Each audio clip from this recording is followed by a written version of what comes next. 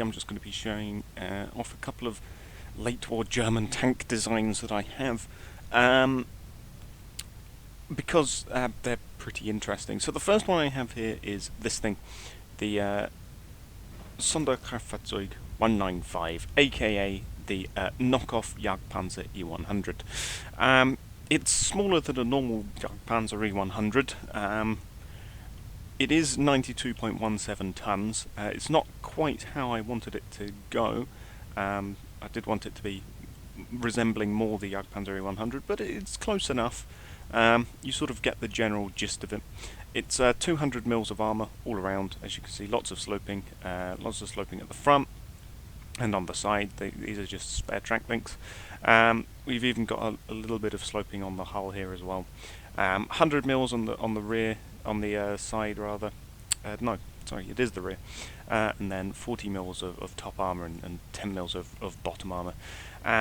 However, it does have a 170mm gun. There we go, 170, just like the Jagdpanzer 100. I originally had the maximum size, 250mm, but it didn't have as much penetration. But 261 mils of pen, it's pretty good. You know, it's really good in terms of penetration.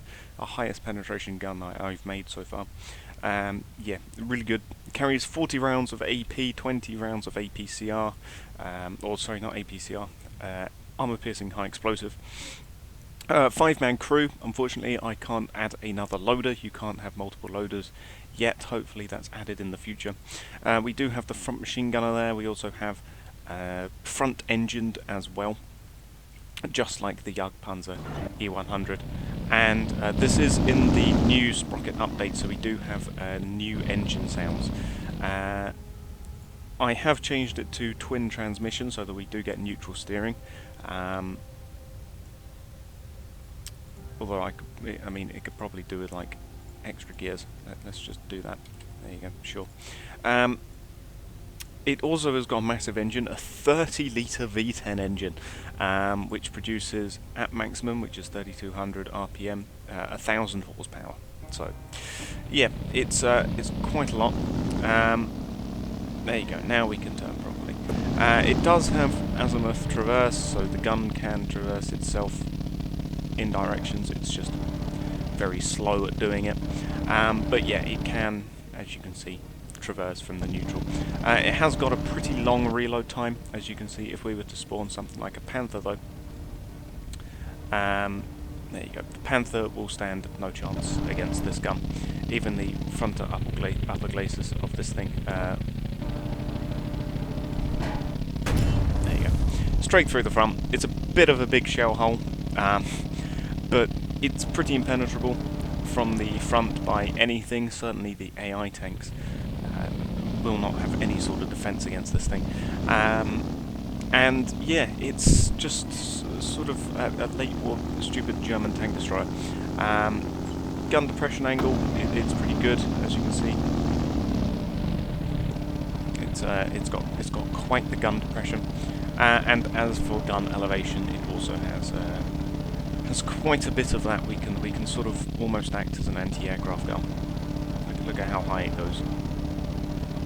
That's about the highest we can get. So yeah, it's it can elevate pretty high, and yeah, it does have a 26-second reload time, which bit horrible to deal with there, but you know,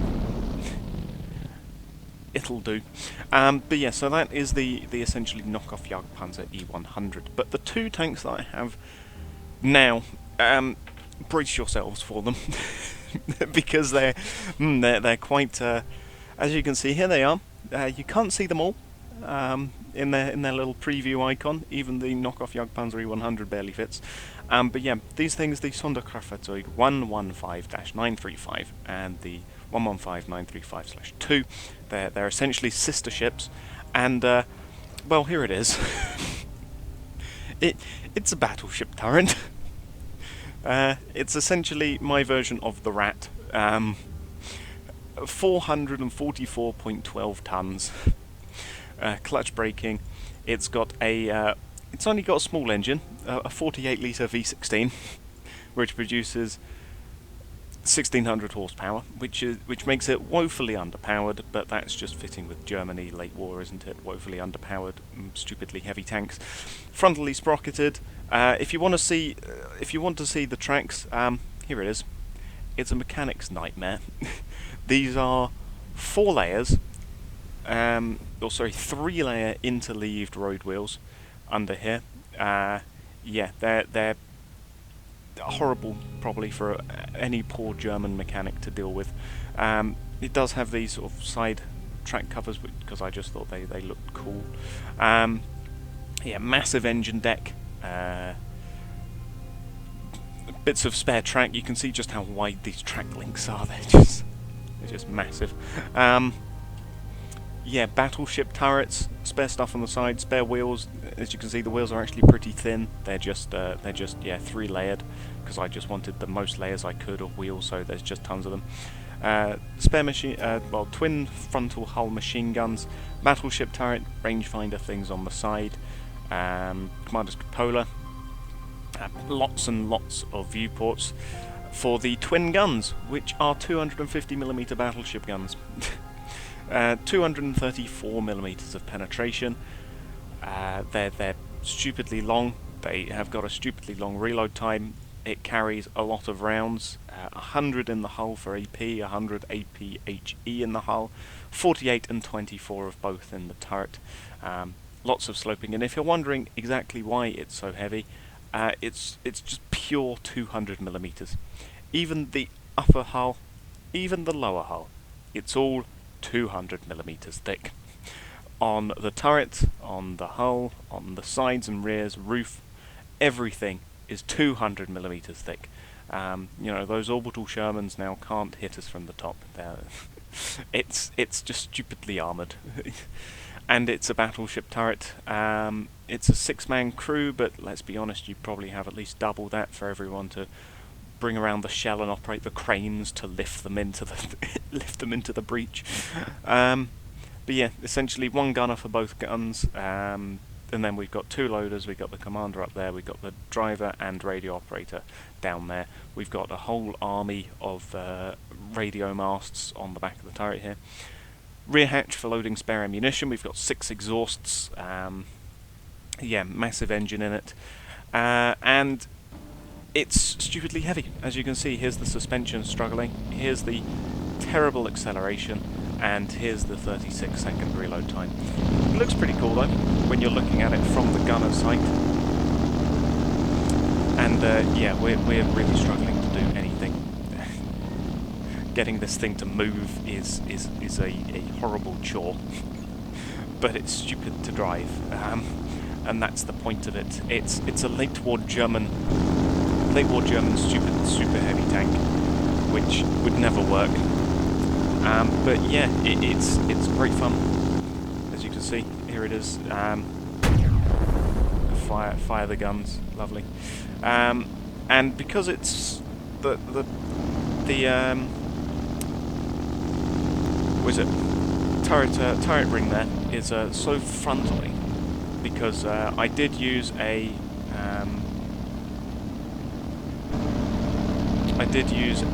freeform turret for this, because the default turret just wasn't allowing for enough space. It wasn't allowing for a big enough turret, so this is a freeform turret design.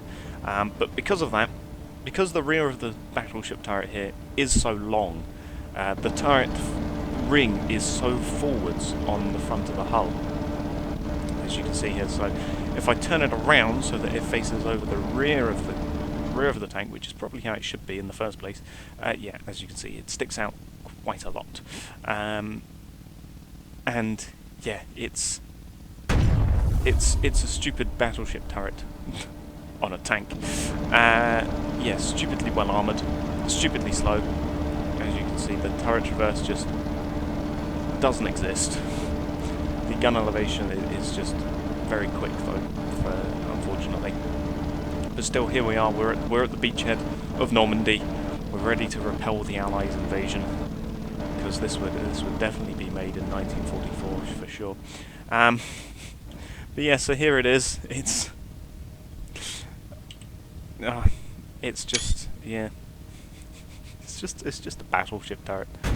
That's all it is. It's just battleship turrets on a stupidly big hull. It's a Wunderwaffe and a half. But this is only one of them. This is the second one. As you can see, it's smaller. It's smaller. The hull is smaller. The turret is bigger. It's triple gunned. And all of the guns are identically the same as the other one. 250 millimeters, 234 mils of pen. Yeah, it's just battleship turrets. Battleship turret on a hull, which is, yeah, like I say, it is a smaller hull, but it is also very frontally not happy. As you can see, we dip very heavily forwards when we drive this thing. As you can see, that's quite the angle down from the weight of this battleship turret. But it looks even cooler because you've now got the central gun that you're looking just directly down. So, yeah, battleship turret has been acquired. I mean, a bigger battleship turret. It is, however, like 50 tons lighter than its sister ship. So, and I did say sister ship, yes. I said that on purpose. But yeah, it is lighter. That's because the roof armour, look how slow it takes to actually stop, and reverse is non-existent basically as well. But yeah, it is like 50 tons lighter than its sister ship, but it's still stupidly stupid. And if you're wondering about the naming of convention of this, it's named after the Treyarch COD Zombies numbers. If you've ever played COD Zombies, yeah, Group 935 and the Element 115, because these things are just stupid behemoths that shouldn't exist. But yeah, those are the shell craters that it makes when it doesn't penetrate. And yeah, these things can't really penetrate each other. Despite the fact that they are mounting battleship guns, they just can't penetrate each other from the sides, because these sides are angled, and they are 200 millimeters thick. Oh, I say that as he just gets straight through the side. Yeah, it's from the front at least, and if they're angled at any point, I was pretty flatly side on to him. But yeah, if at any point you go frontally against these things and you're driving another one of these, it just doesn't penetrate. And you can, the size of the shell hole, it's proportional compared to the size of this thing. If we were to get this thing and we were to get, I don't know, a knockoff pack Puma, and to have him come over and just shoot at him, and you'll see the size of the shell hole once it actually reloads, because these battleship guns take a while to reload.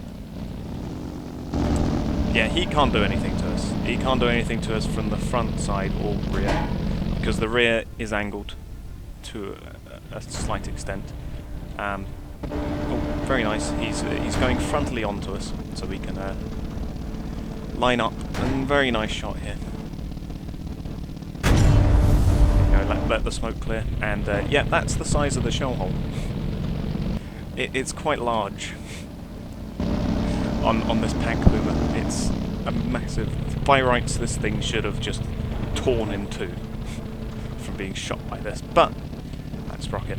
And yeah, the pack Puma is tiny in comparison to this Wunderwaffe. Just look at this.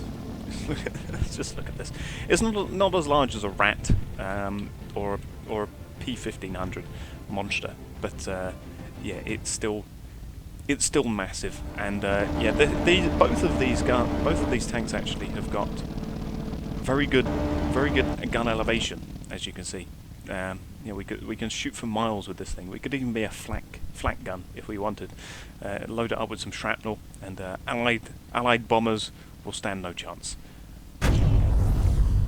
As off the shells go to bombard, I don't know, Paris from the Eastern Front or something. But yeah, so these are just the German super heavies. There we go, 388.96 tons. It also has a 51.2 litre V16. So yeah, it has how much horsepower? 1653 horsepower. So it's actually slightly more powered and weighs slightly less than the other one. You can't use either of these two in the campaign though, even with cheats on, because they weigh over 200 tons. If you don't have cheats on in the campaign, the max vehicle weight you can have is 100 tons, 200 with cheats on.